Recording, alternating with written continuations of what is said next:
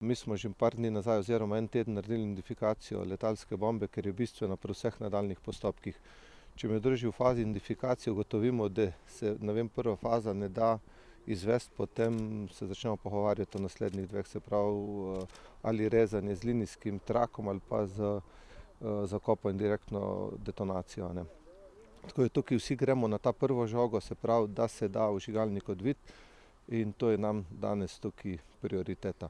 Ne bomo šli z glavo skozi zid, če se ne bo dalo, se ne bo dalo, ampak po vseh izkušnjah in po vseh telih analizah in vsemu, kar smo naredili in po identifikaciji, jaz mislim, da imamo več kot 90% možnosti, da nam v prvi fazi že to uspe. V jami sta dva, zakaj?